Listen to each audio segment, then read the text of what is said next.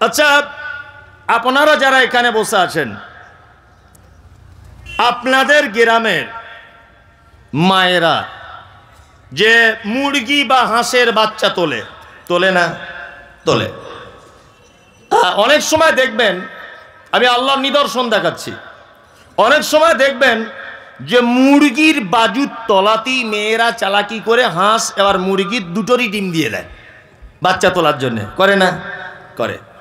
ধরে নেন মুরগিরও বাচ্চা উঠলো, হাঁসেরও বাচ্চা ফুটলো, দুটো বাচ্চা মুরগির বাজুর তলা থেকে বার হচ্ছে প্রথম দিন। দ্বিতীয় দিন দেখবেন আস্তে আস্তে করে হাঁসের বাচ্চাগুলো ঠিক কোথায় পুকুর আছে পুকুরে নেমে যাচ্ছে। আচ্ছা, দেখেছেন কোনো দিন যে একই বাজুর তলাতে দুজনা বার হয়েছে, হাঁসের বাচ্চা যাচ্ছে বলে পুকুরে, মুরগির বাচ্চাগুলো গিয়ে সাঁতার কাটছে? দেখেছেন? আচ্ছা, কোনোদিন কোনো হাঁসের বাচ্চা তার মাকে বলে, মা একটু সুইমিং পুলে প্রথম ভর্তি করে দাও, সাঁতার কাটাটা শিখি, তারপরে জুত করে পুকুরে গিয়ে সাঁতার কাটবো? এরকম কোনো ব্যাপার আছে? না। কেন বলুন তো? আল্লাহ বলছে আয়াত, এটা হচ্ছে আমার নিদর্শনাবলী। ওকে কে বলে দিল, হাঁসের বাচ্চাকে, যে সাঁতার কাটার সময় পাগুলো এরকম এরকম করতে হয়, তারপরে তুই যখন পুকুরতে গুড়বি ডানাগুলো এইরকম করে লাফ মারবি? কে বলে দিল? কে? আল্লাহ। তাই না? আমরা সত্যি কোরআন না জানলে যে কিছুই জানা যায় না, তার একটা বাস্তবতা আছে এর ভিতরে। কৃষক ভাই যারা আছেন, চাষবাস করেন মাঠে, বা মাঠে যাদের জমি নেই, শ্রমিকের কাজ করেন, লেবারের কাজ করেন, আপনারা দেখেছেন ঠিক যখন মানে সূর্য আস্তে আস্তে আস্তে যখন মানে ডুবে যায় আর কি, ঠিক এই মুহূর্তে দেখবেন মাঠে এক শ্রেণীর পাখি, তারা দেখবেন ডানা মেলতে মেলতে এরকম করতে করতে সারিবদ্ধভাবে যায় না? দেখবেন তাদের একটা দৃশ্য আপনাকে দেখাই, এইরকম করে 4-5 বার ডানা মেলে দেখবেন একবার এরকম করে দিচ্ছে ডানাটা, দিয়ে 2-3 মিনিট একভাবে চলছে, দুলছে, হেলছে। আছে না অনেক পাখি? আছে। আল্লাহ সুবহানাহু ওয়া তাআলা এই পাখিটার কথা কোরআন মাজিদে নোট করে দিয়েছেন। কোরআন মাজিদে নোট করেছেন যে পাখিটা 3-4 বার ডানা এরকম করে আবার স্থির করে দেয়। আল্লাহ বলছেন আওয়ালাম ইয়ারাউ ইলা তায়রি ফাওকাহুম সাফাতিন ওয়া ইয়াকবিযন মা ইউমসিকুহুন্না ইল্লার রহমান ইন্নাহু বিকুল্লি শাইইন বাসীর। সূরা মুলকের ভিতরে আয়াত আছে, আল্লাহ তাআলা বলছেন যে তোমরা কি পক্ষীকুলের দিকে তাকিয়ে দেখো না, তারা যখন ডানা ঝাপটাতে ঝাপটাতে স্থির করে দেয়, পৃথিবীর কে আছে মহাশূন্যতে তাকে এইভাবে ভাসমান অবস্থায় রাখবে? আল্লাহ বলছে ইল্লার রহমান, শুধু আমি দয়ালু, আমার পক্ষে এটা সম্ভব, পৃথিবীর কারো পক্ষে এটা সম্ভব নয়। সম্ভব নয়। আল্লাহ বলছে আয়াত, এগুলো আমার নিদর্শনাবলী, তোমরা এগুলো দেখবে, আর একজন ইমানদার, তার ইমান বেড়ে যাবে। তাই না?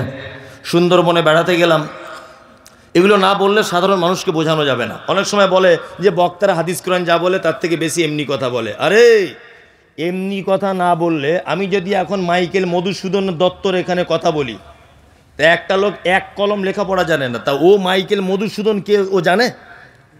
ওর কোনো কাজ হবে? আমি যদি শুধু এখন হাদিস বলি আর অনুবাদ করে করে যাই, ও হাদিসের কিছু বুঝে? তা ওর কোনো কাজ হবে? তার মানে যাতে ও বুঝতে পারে সেই রকম কিছু কথাবার্তা দিয়ে ওকে বোঝানো উচিত, এটা আমি মনে করি। সুন্দরবন বেড়াতে গেলাম, সুন্দরবনে 3 দিন থাকলাম লঞ্চের উপরে। আমরা একটা টিম গিয়েছিলাম, আমার বাড়ি থেকে যদিও কাছে, তা ঘুরলাম। অজস্র গাছ, যারা গেছেন তারা জানেন, গাছে ভর্তি। সুন্দরবন মানেই হচ্ছে নদী আর গাছ, আর কিছু নেই।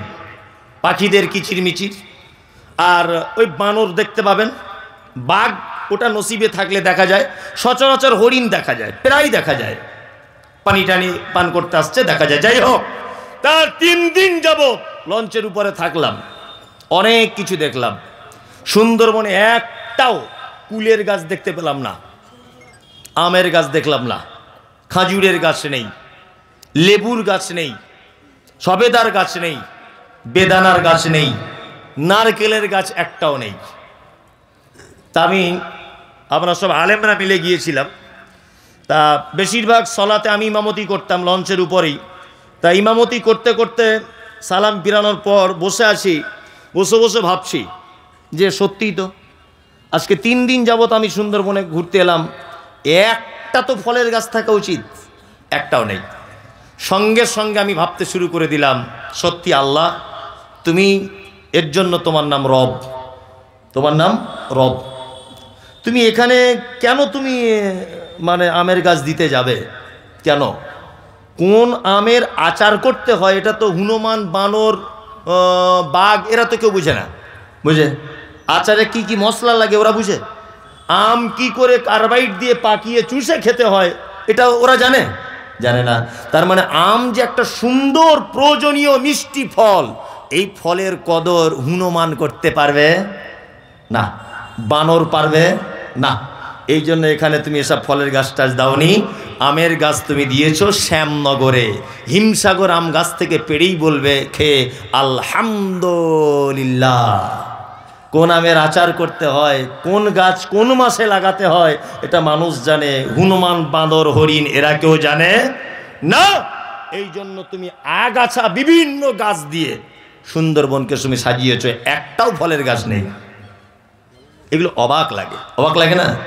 আল্লাহ বলে আয়াতুহুম যাদাতুহুম ঈমানা ওয়া আলা রাব্বিহিম ইয়াতাওয়াক্কালুন। মুমিনের গুণ দ্বিতীয় নম্বরে, তার সামনে যখন আমার আয়াত নিদর্শনাবলী বলা হয় তার ঈমান বেড়ে যায়। তার দ্বিতীয় গুণ হলো তার সমস্ত ব্যাপারে আমার উপরে ভরসা থাকবে। আল্লাহ মুমিনের 4 নম্বরের গুণ বলে আল্লাযীনা ইউকিমুনাস সালাতা ওয়া মিম্মা রাযাকনাহুম ইউনফিকুন। আর মুমিন হলো সে যে 4 নম্বরে সালাত আদায় করে, নামাজ পড়ে। যারা বসে আছেন নামাজ পড়ছেন 5 ওয়াক্ত কারা? তাহলে 14 ধরা পড়বে। যারা শুধু 5 ওয়াক্ত তারা হাত তুলুন, তুললে একটু, তাহলে 14 ধরা পড়ে যাবে। তার মানে অনেকেই আছে যারা পড়ে না, তাই না? আমাদের বাজারে কয়েক রকমের নামাজি পাওয়া যায়, বুঝলেন? 3-4 রকমের। এক রকম দেখবেন জোহরে যায়, আসরে যায়, মগরিবে দোকান খুলে, এশায় দোকান বন্ধ করে, ফজরে ঘুম ভাঙে না। এরকম কোয়ালিটি নাই। কেউ ফজরে যায়, এশায় থাকে না, কেউ এশায় থাকে, জোহরে থাকে না। এরকম নামাজি আছে। আর একটা কোয়ালিটি হচ্ছে শুধু জুম্মায় যায়, তাই না? আর শুধু জুম্মায় যায় না, গিয়ে ঝামেলাও করে, ঝামেলা করে না, করে। এই এক কোয়ালিটির। আর একটা কোয়ালিটির আপনি দেখতে পাবেন যে এরা 2 ঈদে যায়, ঈদুল ফিতর, ঈদুল আজহা, এই বছরে 2 বার। আর একটা আছে তারা 5 ওয়াক্তই পড়ে, কিন্তু কিছু না জেনে না বুঝে পড়ে। যদি বলছেন এটা কেমন, দেখায় আপনাকে। তাহলে একটা লোককে জিজ্ঞাসা করছি, চাচা তুমি কতদিন নামাজ পড়ছো? কতদিন? তা বলছে 30 বছর হবে বাপ। বয়স্ক লোক। চাচা এই দুয়ায় কুনুতটা জানো? অতটা জানি না, কি করে মুখস্থ করি বাপ, এত বড় দোয়া মুখস্থ হয়? বাহ। আচ্ছা এই রুকু থেকে উঠে কি দোয়া বলে? বলছে বাপ ওটাও জানি না, তবে নামাজ কিন্তু পড়ি আমি ঠিক। ভালো করে বুঝবেন, যে লোকটা রুকু উঠে দোয়া জানে না, যে লোকটা মানে দোয়ায়ে সানা জানে না, দোয়া তাশাহুদ জানে না, যে লোকটা দরুদ জানে না, যে দোয়ায়ে কুনুত জানে না, ভালো করে বুঝবেন। কানে কম শোনে বলছে, চোখে কম দেখে, ওকে 2 টাকা কম দিয়ে দেখবেন তো কোনো দোকানদার, ঠিক বুঝতে পেরে যাবে। মানে সব কাজে সিয়ানাগিরি, মসজিদে গিয়ে বোকা, তাই না? কি করে পরের জমির আলি কেটতে হয় এই জ্ঞান আজ ভালোই আছে, কোনো অসুবিধা নেই, কিন্তু ও মসজিদের দুয়াতপত্র জানে না। কিন্তু এই লোকটাকেও আবার দেখবেন বেতরে নামাজে সামি আল্লাহু লিমান হামিদা, ইমাম সাহেব বা নিজে নিজে 2টো পদ্ধতি বেতরের, হাত বেঁধেও দোয়া করার হাদিস সহি, হাত মানে তুলেও দোয়া করা সহি, দুটোই সহি হাদিস, যে যেটা আমল করবে। যাই হোক, তা ও হাত তুলেই দোয়া করছে, দেখবেন ও কিন্তু বলছে আমি দোয়া জানি না, স্বীকার করেছে। তা যে লোকটা দোয়া জানে না সে ঠোঁট নাড়ে কি বলে, তার মানে চিটার। কি বলছি বুঝতে পারছে না? ও দেখবেন আপনাদের মসজিদে কালকে সকালে খোঁজ করুন, একটা লোক 10 বছর নামাজ পড়ে কিন্তু কোনো দোয়া জানে না, কিন্তু প্রত্যেক জায়গাতে ঠোঁট নাড়েও। কি বললাম বুঝলেন? মানে দুনিয়ার মানুষের সঙ্গে 2 নম্বরই করে ধোকা দিয়ে 50 বছর বয়সে পা দিল, আর 50 বছর বয়সে এবার আল্লাহর মসজিদে গিয়ে আল্লাহকে পর্যন্ত ঠোঁট লাড়িয়ে ডুপ্লিকেট করছে। কথা বাস্তব না অবাস্তব বলুন? ওর বাড়িতে সব আছে, শীতকালে ফেয়ার নাবলি না কি বলে, সব বোরোলিন না প্লাস প্লাস কি বলে আমিও সব জানি না, বোরোলিন না কি বলে, ও শীতকাল আসলে ওটা কিনতে হয়, ওর জ্ঞান আছে। শীতকাল এলে মোজা ব্যবহার করতে হয়, বড় ছেলেকে বলে দিচ্ছে এই একজোড়া মোজা এনে দিস, এটা ওর টনটনে জ্ঞান আছে। কিন্তু শ্যামনগর জলসা শুনতে গিয়ে একটা ভালো সহি দুয়ার বই কিনে এনে নামাজের দুয়াগুলো পড়ে পড়ে বানান করে করে হলেও মুখস্থ করব, এই জ্ঞান ওর নেই, তাই না? আবার যদি কেউ ওই চাচাকে বলে দিতে চায়, চাচা হাত তুমি যে এই রকম করে বাঁধছো এটা ঠিক না, এইভাবে বাঁধো, আবার চাচা রেগে গিয়ে বলে তুই তোরটা কর আমি আমারটা করি, ভুলটা ধরিয়ে দিলেও রাখ। এরকম মুসল্লি আছে না? ও সেজদায় যখন যাচ্ছে পা ফাঁক করে রাখছে, কিন্তু হাদিস অনুযায়ী পা দুটো এইভাবে রাখতে হবে, তাই না? ওকে আপনি বলে দেন যে পা দুটো এইভাবে রাখুন, তোর কবরে তুই যাবি, আমার কবরে আমি যাবো, বেশি ফটর ফটর করিস না। এতদিন আসতাম না ঠিক ছিল, এসেছি আর পেছে লেগেছিস, এরকম লোক আছে না নেই? আচ্ছা, আল্লাহু আকবার। এরকম 2 নম্বরই আর চিটিংবাজি করে কদিন আল্লাহর সঙ্গে ধোকা দিয়ে চলবে? চলবে? চলবে না। বিনীত অনুরোধ, যদি পড়াশুনো না জানেন, আগেকার মানুষ আপনি স্কুলে যাননি, অন্তত পক্ষে আপনাদের মাদ্রাসার শিক্ষকের কাছে বা মসজিদের ইমামের কাছে বসে 2টো দোয়া শিখুন না, বসে 2টো দোয়া শিখুন, বুঝলেন না? আরে 1 মাসে তো একটা হবে, তাহলে যদি 10 মাস 1 বছর যাতে আপনি চেষ্টা করেন, অন্তত নামাজের যেগুলো লাগে সেগুলো তো কমপ্লিট হতে যাবে।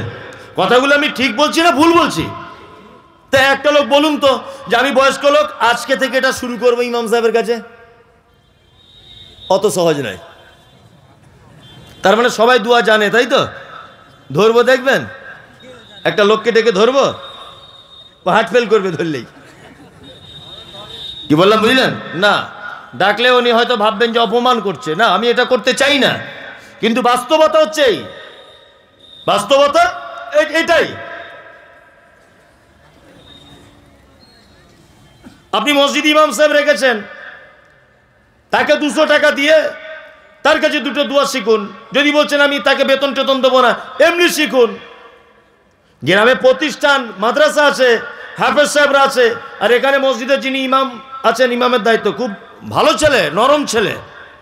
আমি গত বছর এবারে এলাম, ও সে বাচ্চা ছেলের মতো ব্যবহার, ওর খুব সুন্দর মাশাআল্লাহ। তো ওর কাছে যাবেন, আপনাদের মাদ্রাসার যে প্রধান শিক্ষক, ভালো ছেলে, পাকুড়ে বাড়ি, তা ওর কাছে যান, গিয়ে বলুন যে 2টো দোয়া বলে দেন।